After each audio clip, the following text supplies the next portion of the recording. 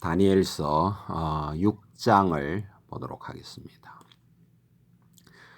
자, 62세의 다리오가 지금 이제 그 갈대아 왕이 되었습니다. 바벨론의 그 이야기입니다.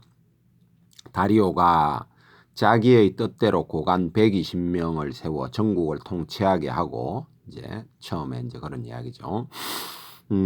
또 그들 위에 총리 셋을 두었으니 다니엘이 이르되면 이제 그 80대 초반 정도 되겠죠. 다니엘이. 그러니까 총리 셋에 이제 다니엘이 그 이제 가장 높은 총리가 되는 이제 그런 과정인데요. 그때 어떤 일이 있었느냐 이걸 지금 보여주는 겁니다. 다니엘이 그들 중에 하나이라. 이는 고관들로 총리에게 자기의 직무를 보고하게 하여 누가 다리오가 왕에게 손해가 없게 하려 함이라. 무슨 말이냐 하면 A라는 총리, B라는 총리, C라는 총리에게 막 그 보고를 하면 120명의 이제 지방관들이, 그러니까 각각의 굉장히 그 지방관이라고 해서 뭐 작은 게 아니에요. 큰 이제 뭐 하나의 주 같은 어떤 미국의 주 같은 그런 120개가 되는 어떤 그런 사람들이 이제 총리에게 각각의 보고하면 크로스 체크를 한다, 이런 개념이죠. 그러니까 굉장히 다리오도 나름 지혜로운 사람입니다. 그러니까 총리에게 자기 직무를 보고하게 하게 왕에게 손해가 없게 하려 함이었더라. 이 말은 그 집 보고도 막 올라오고 이런 것도 있을 수 있잖아요. 그죠? 그러니까 다니엘은, 자 3절에 다니엘은 마음이 민첩하여 총리들과 고관들 위에 뛰어나므로 왕이 그를 세워 전국을 다스리게 하고자 한지라. 이런 이제 의도를 가지고 최고의 총리가 되려고 주려고 이제 다리오가 하니까, 그러면 이제 시기심이 발동하는 거 아니에요. 능력이 안 되는 사람들이 시기심을 발동을 하는 겁니다. 이에 총리들과 고관들이 국사에 대하여 다니엘을 고발할 근거를 찾고자 하였으나, 그러니까 자기가 최고가 되고 싶은데 다니엘이 되니까 이제 그런 이야기죠. 근거를 찾고자 하였으나 아무 근거, 아무 허물도 찾지 못하였으니 그럴 거 아니에요. 다니엘이 우리가 지금 이 한 70년 정도의 삶을 보면서 어떤 허물이 될 만한 그런 삶을 안 살거든요. 무슨 허물이 그에게 있겠습니까? 오직 하나님만 한 번 바라보고 그분이 자기 모든 것을 목숨도 내어놓고 모든 것을 내어놓고 하나님을 섬기는 그런 사람인데 무슨 허물이 있겠습니까? 그러니까 도저히 못 찾는 거라. 그러니까 아무 근거 아무 허물도 찾지 못하였으니 이는 그가 충성되어 아무 그릇됨도 없고 아무 허물도 없음이었더라. 그들이 이르되 이 다니엘은 그 하나님의 율법에서 근거를 찾지 못하면 그를 고발할 수 없으리라 하고, 이제 그 율법을 지키는 것 가지고 이제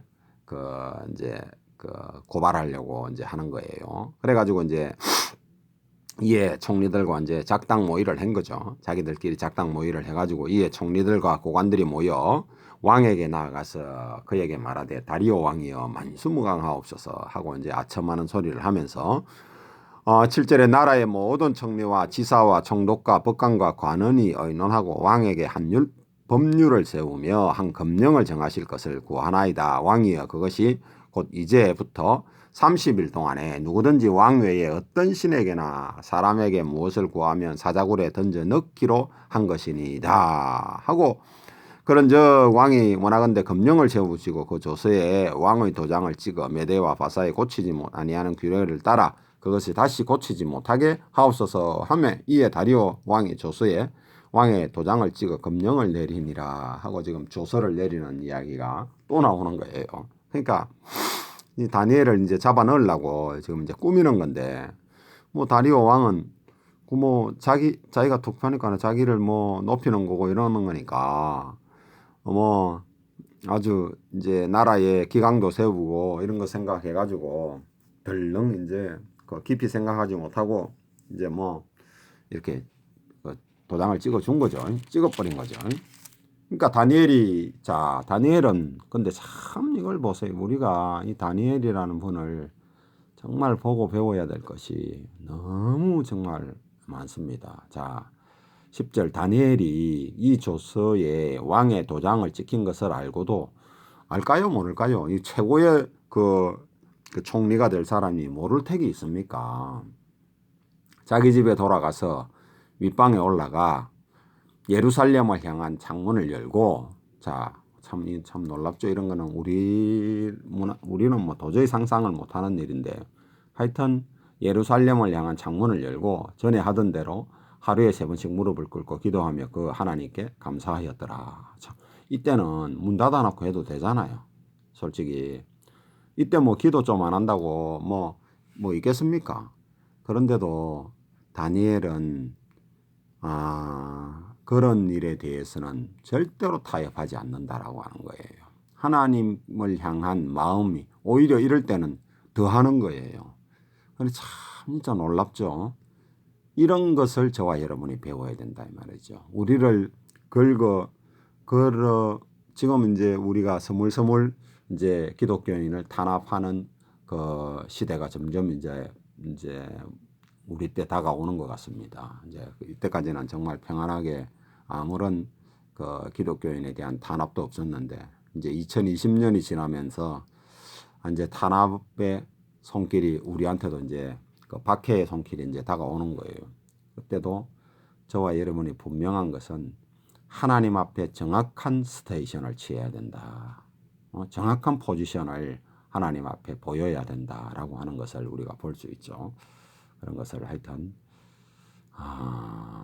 그런 이제 상황, 그걸 타협하고 물러서고 이러지 않는 이 다니엘을 우리가 한번 생각해 볼 필요가 있습니다. 자, 11절. 그 무리들이 모여서 다니엘이 자기 하나님 앞에 기도하며 간구하는 것을 발견하고 뭐 창문 다 열어놓고 봐라 하고 하니까 어떻게 발견 못하겠어요. 오히려 뭐 더 대놓고 하는 거죠.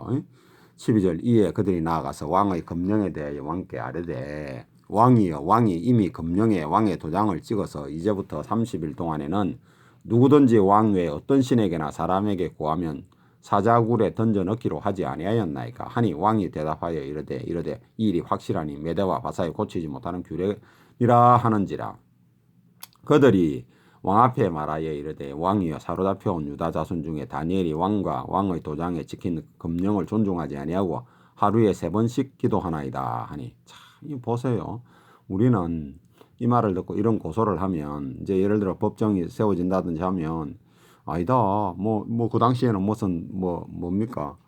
뭐 촬영하는 장비가 있었던 것도 아닐 거고 뭐 안 했다 하고 뭐 이럴 수도 있는데 다니엘은 그래 안 한다는 거예요. 그렇지 않아요? 그래, 내가 하나님 앞에 당연히 기도한다. 당연하다는 거예요. 그리고 오히려 더 봐라 하고 창문 열어놓고 한다는 거예요. 이런 것이 정말 이거는 놀라운 이야기다. 하나님을 섬기는 일 앞에 정말 그 어릴 적의 모습이 그 음식도 가려가면서 하나님 앞에 하는 그 모습을 나이가 연세가 굉장히 많은 10대 때 그 모습보다도 더 오히려 더 하나님 앞에 그 신실하고 정직함을 가지고 사는 분이다. 참 저는 그전에는 성경을 건성건성 읽을 때는 잘 몰랐는데 이 조금 생각을 하면서 읽고 유튜브를 하려고 하다 보니까 아무래도 좀 더 깊이 보게 되잖아요. 생각도 하게 되고 설명을 하려고 하니 뭐 그래 안 할 수가 없잖아요. 그러면서 제가 다니엘을 참 존경하는 인물. 그전에는 제가 그런 게 없었습니다. 너무 감정이 메마르다 보니까 성경 속에서 누구를 뭐 존경한다 그런 말들을 목사님들이나 이런 분들이 하실 때 뭐가 그래 존경스러운 거 이렇게 생각을 했었어요. 저는 그랬어요. 다른 사람 모르겠고. 근데 제가 이제 이 다니엘이라는 분을 참 이런 생각을 해보면서 난 참 이렇게 좀 닮았으면 좋겠다 이런 생각을 제가 하게 된 최초의 분 아닌가 싶습니다. 내가 이 다니엘이라는 분한테 대단히 고맙게 생각하고 너무 정말 감사하게 생각합니다. 또 제가 또 한번 이제 보게 된 것은 엘리에셀이라는 분, 이제 창세기에 나오는 분인데 그 이제 그 아브라함의 뭐 몸종이라 해야 될까요? 그분의 어떤 그 심부름 가는 그 모습 앞에 청지기는 이래야 되는구나 하는 그런 것도 내가 참 굉장히 뭐 어떻게 생긴 분들인지는 모르겠지만 참 존경하게 되어진 분들, 그분들을 내가 닮아야 되겠다 이런 생각을 좀 하게 되어진, 하여튼 이 최초의 분이 저로서는 이래요. 다니엘이라는 분을 닮고 싶다 이런 생각을 제가 좀 하게 되었어요. 이런 모습을 보고 참 너무 놀랍더라고 저는. 하여튼 그런 이야기고, 자 14절 왕이 이 말을 듣고 그로 말미암아 심히 근심하여, 참 이 왕도 다리오 왕도 덜렁 깊이 생각, 62살이나 됐는데도 아첨하는 말에는 사람이 참 별 수 없는 거예요. 근데 다리오는 그 다니엘을 굉장히 그 사랑하고 존중하고 좋아했던 그런 것을 이제 느낄 수 있죠. 이 말을 듣고 그로 말미암아 심히 근심하여 다니엘을 구원하려고 마음을 쓰며 그를 건져내려고 힘을 다하다가 해가 질 때까지 이르렀더라. 그 무리들이 또 모여 왕에게로 나아가 왕께 말하되, 왕이여, 메대와 바사의 규례를 아시거니와 왕께서 세우신 금령과 법도는 고치지 못할 것이니이다. 압박하는 거죠. 정치적으로 압박을 합니다. 그러니까 왕이 어쩔 방법이 없는 거예요. 자기 그 법이라는 것이 그런 거거든요.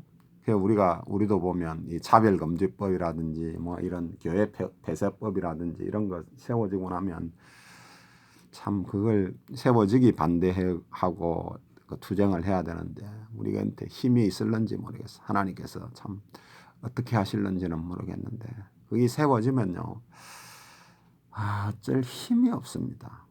하여튼 그 일로 통해서 세워지면 이제 교회는 거의 이제 패망의 길로 간다 이렇게 보시면 됩니다. 교회가 망하면 나라가 망하는 겁니다.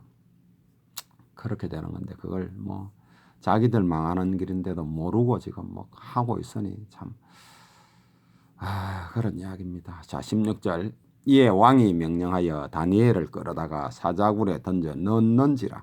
왕이 다니엘에게 이르되 내가 항상 섬기는 너의 하나님이 너를 구원하시리라 하니라. 뭐라고 이제 어떻게 해볼 도리가 없으니까, 그리고는 자기의 진심으로 다니엘에게 이제 말을 하거나 굴 속에 이제 들어가는 거예요. 17절, 이에 돌을 굴려다가 굴 어귀를 이제 입구를 말하죠. 입구를 막으며 왕이 그의 도장과 귀족들의 도장으로 봉하였으니 이제 나중에 와서 누가 건질까봐 그런 걸 이제 하는 거죠. 봉하였으니 이는 다니엘에 대한 조치를 고치지 못하게 하려 함이었더라. 그러니까 18절, 왕이 궁에 돌아가서는 밤이 새도록 금식하고 그 앞에 오락을 거치고 잠자기를 마다 하니라. 이튿날 왕이 새벽에 일어나 급히 사자굴로 가서 다니엘이 등 굴에 가까이 가서 슬퍼이 소리질러 다니엘에게 묻되, 살아계시는 하나님의 종 다니엘아, 내가 항상 섬기는 내 하나님이 사자들에게서 능히 너를 구원하셨느냐 하니라. 다니엘이 왕에게 아뢰되, 왕이여, 원하건대 왕은 만수무강하옵소서. 이런 말은 진심이죠. 다니엘이 진심이에요. 그 앞에 만수무강과 다니엘이 말하는 만수무강은 벌써 차이가 있는 겁니다. 그런 걸 구분할 줄 알아야 하는데 그런 걸 구분할 줄 모르니까 다리오가 큰 실수를 하게 된 거죠. 어쨌든가. 자 22절, 나의 하나님이 이미 그의 천사를 보내어 사자들의 입을 봉하셨으므로 사자들이 나를 상해하지 못하였사오니 이는 나의 무죄함이 그 앞에 명백함이오며, 또 왕이여, 나는 왕에게도 해를 끼치지 아니하였나이다 하니라.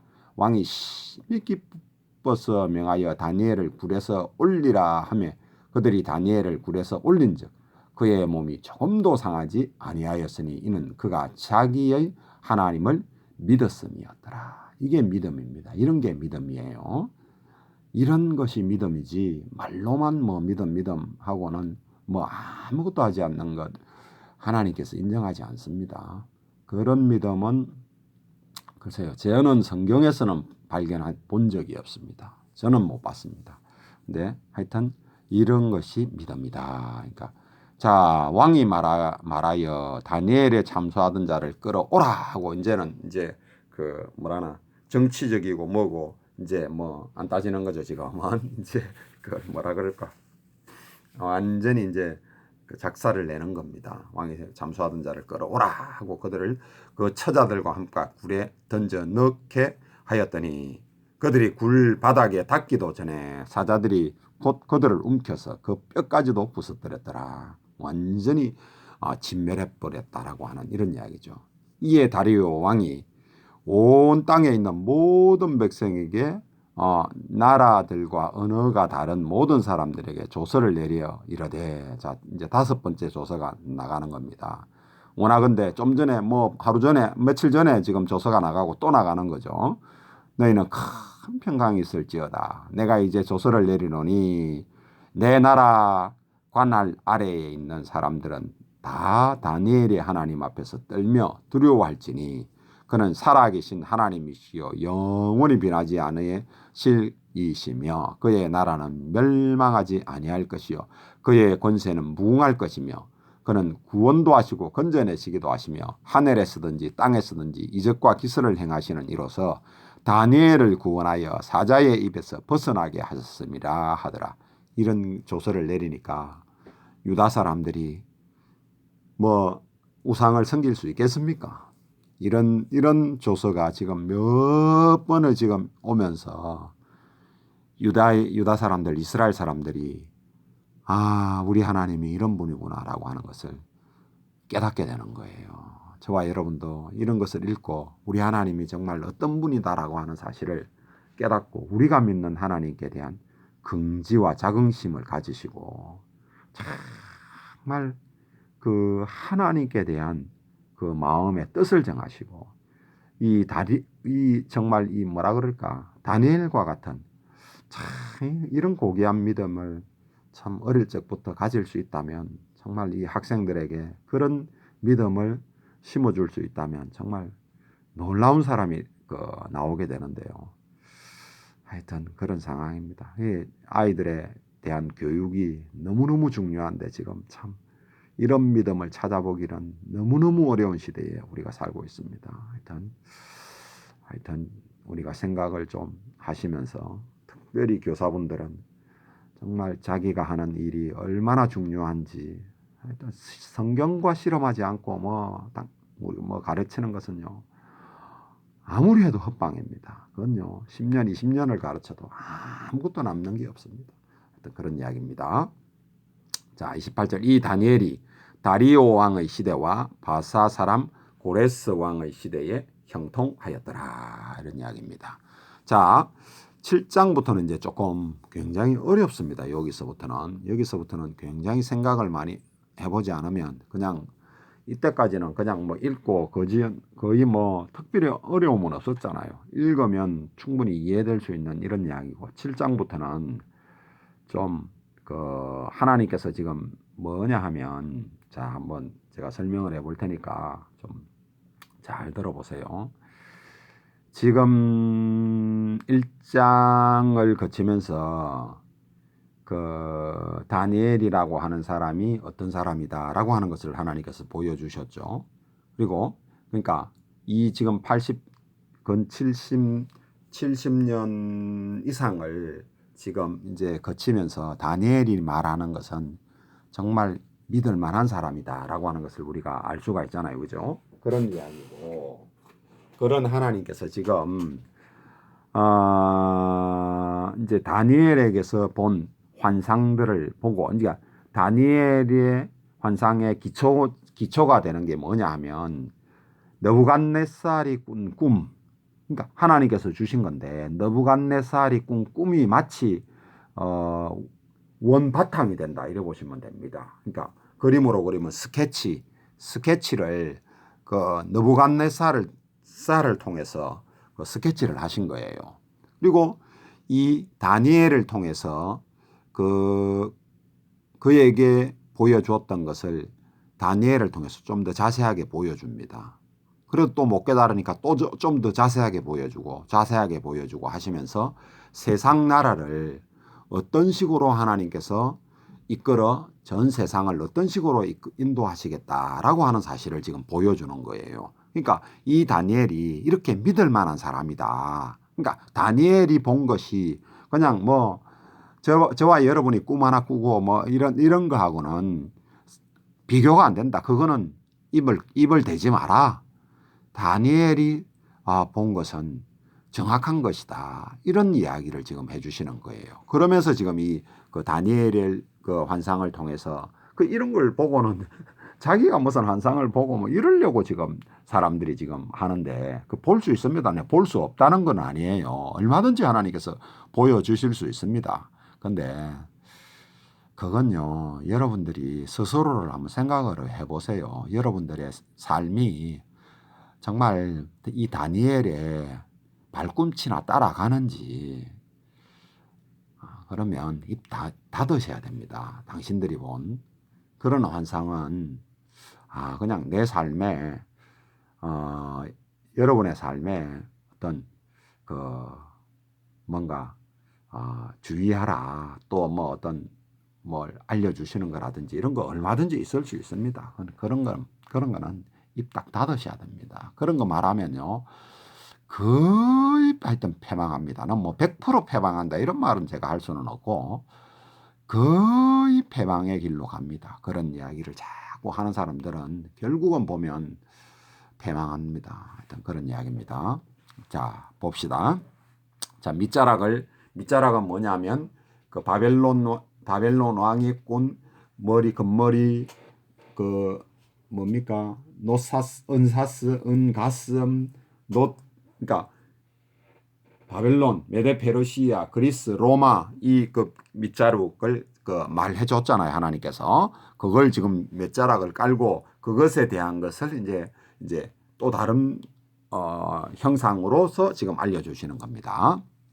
자, 바벨론의 벨사살 왕 원년에 다니엘이, 그러면 이때가 언제냐 하면 553년경이에요. BC. 그러면 벨사살 이제 539년에 망하는 거니까 14년 정도 통치했다 이런 이야기고, 이때는 이제 다니엘이 한 70대 중후반 정도 되는 이런 나이입니다. 연세입니다. 그러니까 연세가 지금 꽤 많을 때예요. 그러니까 굉장히 신뢰할 수 있을 때 지금 하나님께서 어린 다니엘에게 지금 이 환상을 준 것이 아니고 연세가 많은 신분한테 지금 이 환상을 주신 것이다 이 말이에요.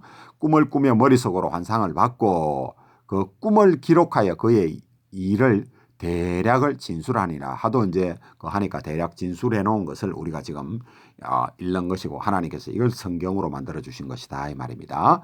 다니엘이 진술하여 이르되 내가 밤에 환상을 보았는데 하늘의 네 바람이 큰 바다로 몰려 불더니 이제 어느 바다인지는 모르겠는데 뭐 보통 지중해겠죠. 뭐 하여튼 정확하게는 알 수는 없습니다. 그다음에 자 3절에 큰 짐승 넷이 바다에서 나왔는데 그 모양이 각각 다르더라. 첫째는 사자와 같은데라고 하는 거예요. 사자다 이 말이 아니고 사자 비슷하더라 이 말입니다. 독수리에 날개가 있더니 내가 보는 중에 그 날개가 뽑혔고 또 땅에서 들려서 사람처럼 두 발로 서게 함을 받았으며 또 사람의 마음을 받았더라 이런 이야기를 합니다. 그러니까 이게 이제 우리가 저 2장에 나오는 그 바벨론 이야기하는 겁니다. 그러니까 내 말이 아니고 그 뒤에 지금 이제 설명을 해주셔요. 하나님께서 바벨론이다 이런 이야기를 이제 설명을 해주는 겁니다. 자, 또 보니 자 5절에 다른 짐승 곧 둘째는 곰과 같은데, 그러니까 메데 페르시아를 이야기하는 겁니다. 내 말이 아니고 뒤에 설명을 해주십니다. 해석을 해주세요 하나님께서.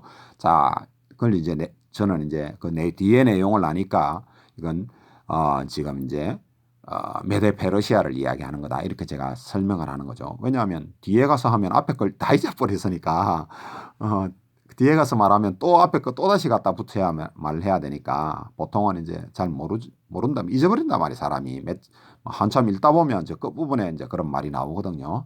그런 이야기입니다. 자, 한 몸을 들었고 그것이 한 몸을 들었고 그 입에 이 사이에는 새 갈빗대를 물었는데, 그러니까 다른 나라를 점령을 한다 이 말이죠. 그러면 이제 메데 페르시아가 점령한 나라가 어디냐면 제일 처음에 점령한 나라가 지금 큰 나라면 신바벨로니아 이렇게 말하는 그러니까 느부갓네살의 지금 이제 그걸 말하죠. 그걸 지금 이제 점령을 한 거고 그다음에 메데 페르시아 연합국이었는데 연합국 중에서 이제 나중에 메디아를 말하죠. 보통 메디아를 점령을 합니다. 페르시아가 그런 이야기고 그다음 또 어디를 점령했냐면 루디아를 거기에 이제 지금 이제 루디아라 그러죠.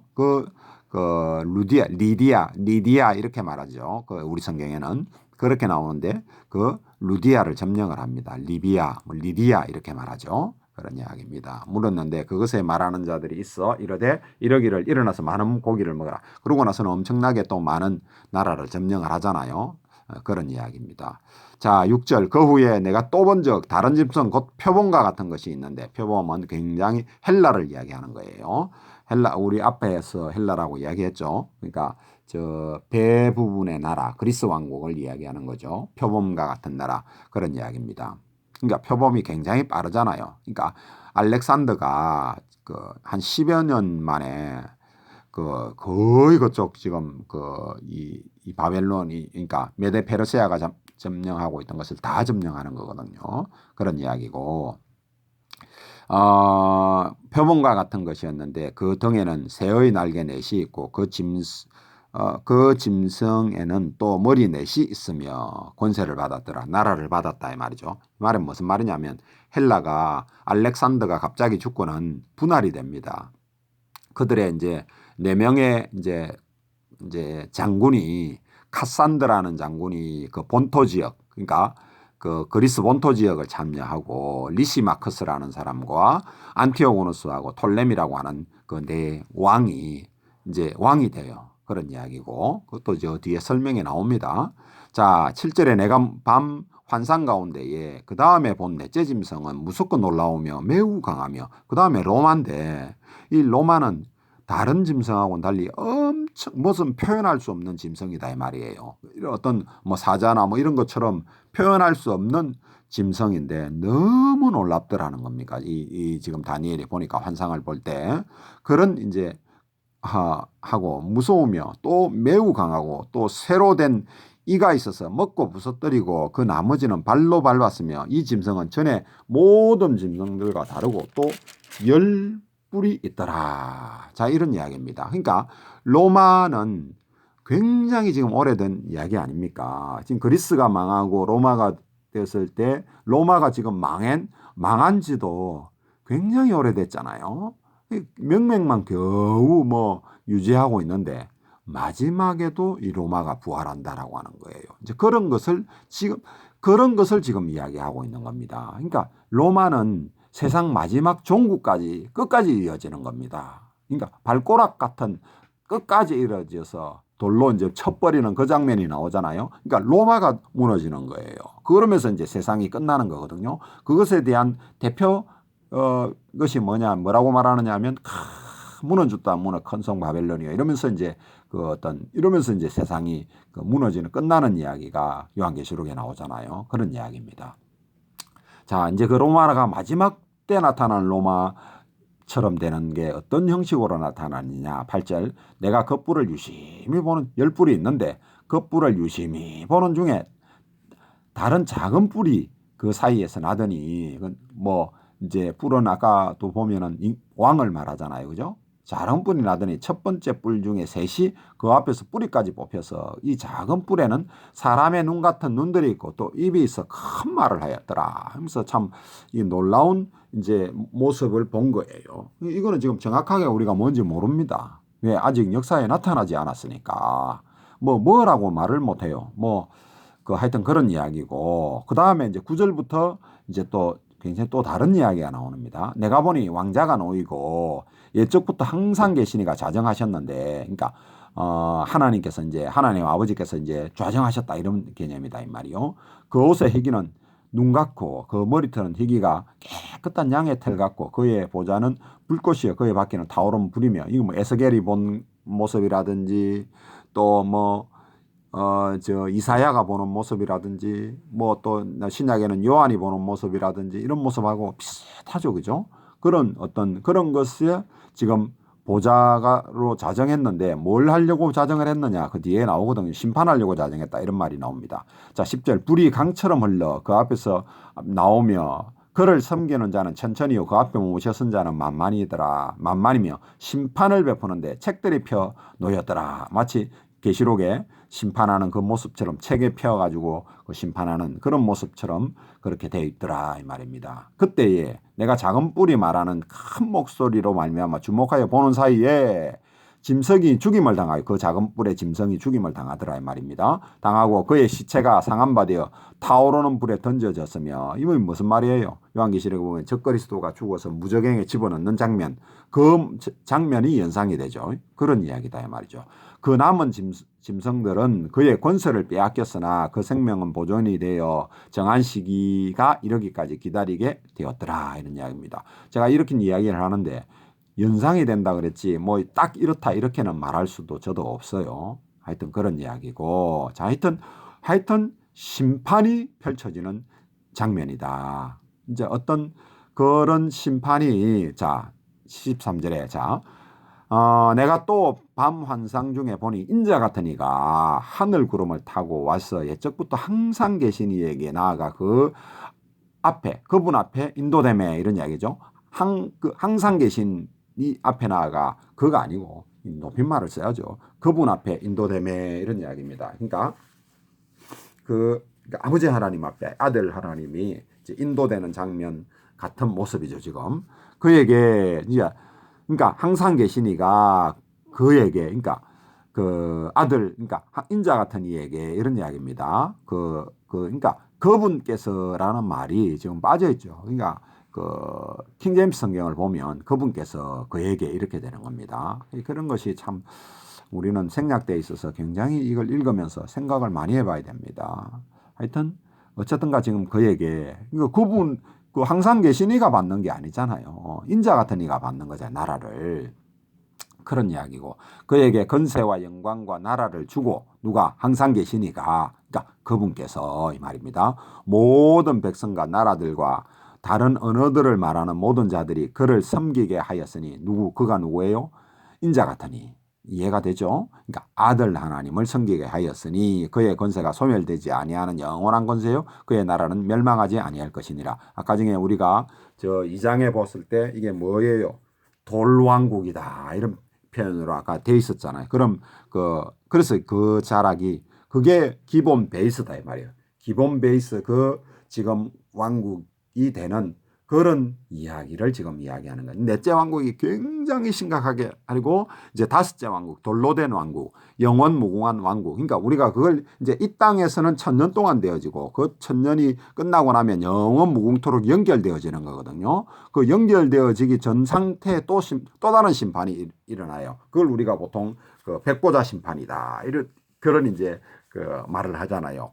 큰 왕자가 놓인 심판되기 전에 이 지금 우리 예수님이 민족들을 심판하는 그 심판, 그걸 지금 여기 9절에서 12절까지 그 내용을 지금 기록한 거예요. 이해가 되죠? 그러니까 그런 구조다 이 말입니다. 자, 15절에 나 다니엘이 중심에 근심하여 내 머릿속의 환상이 나를 번민하게 한지라. 왜? 이걸 보고 다니엘이 어떻게 깨닫겠냐고 한꺼번에 못 깨닫습니다. 우리는 이걸 성경에 다 기록이 되어 있고 요한계시록까지 성경이 다 있으니까 그걸 보고 이렇게 보다 보니까 이게 이 말이구나 하는 것을 그리고 한 번 읽어도 모르고 몇 번 읽어가지고 겨우 솔직히 제 같은 경우는 겨우 아는 거예요. 겨우 이거 다니엘서 하면서도 내가 몇 번 읽고 그것도 안 되니까 다른 목사님들 선배 목사님들 책도 보고 막 들어도 보고 이러면서 내가 깨달은 거거든요. 그런 이야기인데 이 다니엘이 이거 한 번 한상 그림 한번 보고 어떻게 알겠냐고. 그러니까 머릿속에 환상이 나를 번민하게 앉으라. 번민하게 할 만하잖아요. 그런 이야기죠. 자, 내가 16절 내가 그 곁에 모서선 자들 중 하나에게 나아가서 이 모든 일의 진상을 물으매 그가 내게 말하여 그 일의 해석을 알려주며 이르되 해석 알려준다 이야기했죠. 아까 앞에 지금 내가 뭐라 말한 게 지금 해석이 되어 있잖아요. 17절 그 내 큰 짐승은 세상에 일어날 내 왕이라. 그렇죠? 내 왕이다 있고 18절 지극히 높으신 이의 성도들이 그 나라를 얻으리니 최종 결론적으로는 지금 이제 그 나라를 얻는데 그 전에 넷째 그런 이야기다 이 말이에요. 그 내왕이다. 아까 그 우리가 2장에 읽어보면 내왕이 뭐라고 그랬습니까? 왕 금머리는 바빌론 당신이요 왕이요 이 말을 했고 뒤에는 메데 그 다음에 일어날 나라고 메데 페르시아 나라고 그 다음에 일어날 나라고 이 은과 같은 나라고 그 다음에는 녹과 같은 나라가 일어나고 그 우리 역사를 통해서 알잖아요. 연이어 일어난 나라가 뭡니까?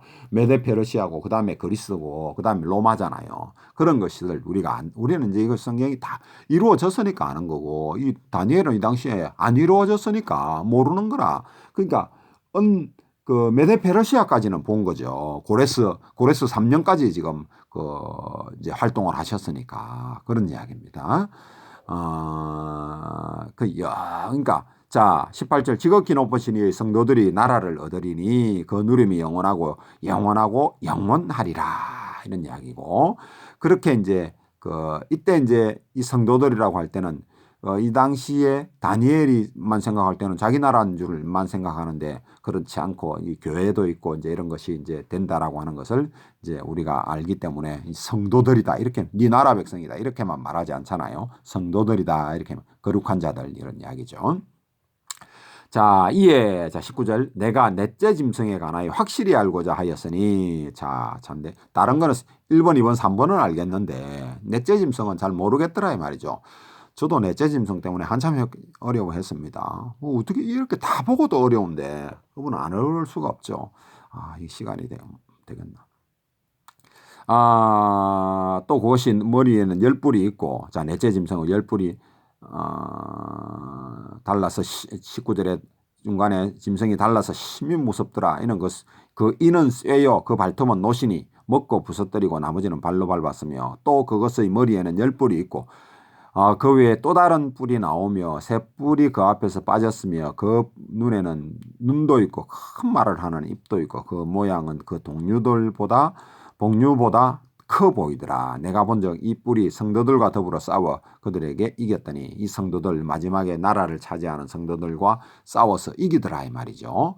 그리고는 이제 마침내 하는 말이 빠져 있습니다. 마침내 예적부터 항상 계시니가 와서 지극히 높으시니 성도들을 위하여 원한을 풀어주셨고 마지막 때 성도들이 그 마지막에 일어날 그 왕을 이제 적그리스도라 보통 말하죠. 그 적그리스도를 못 이겨요.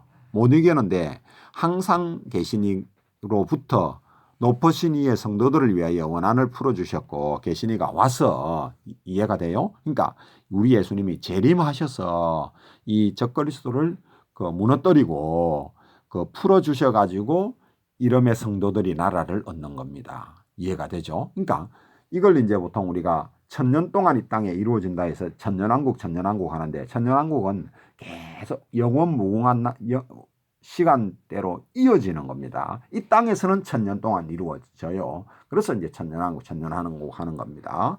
그런 이야기고 그 나라가 계속 이어진다라고 하는 거예요. 그러니까 보통 장로교에서는 이거 1000년이라고 말하지 않고 영원 무궁하다 이렇게 말하고 침례교 쪽에서는 천년왕국이다라고 정확하게 이야기를 하는 거예요. 그러니까 이래 말해도 뭐 무조건 틀렸다 저래 말하면 무조건 틀렸다 이래 볼 수는 없어요. 왜냐하면 천년왕국으로 이 땅에서 이어지다가 그것이 영원 무궁토록 계속 이어지는 거거든요. 그것이 계속 이어지는 것이니까 뭐 이렇게 말해도 맞고 저렇게 말해도 맞는데 좀 더 정확하게 말하자면 이 땅에서 1000년 동안 왕국이 이루어지고 그 다음에 하나님께서 뭔가 어떤 계속 영원 무궁토록 뭔가 조치를 한번 좀 뭐 큰 조치가 한번 일어나고 그러니까 백보자 심판이라고 그러죠. 그런 것을 통해 가지고 완전 무궁하게 끝내고는 이제 영원 무궁한 세계로 들어가는 것이다. 이렇게 보면 됩니다. 나라를 얻었더라. 여기까지 합시다. 시간이 안 되겠네요.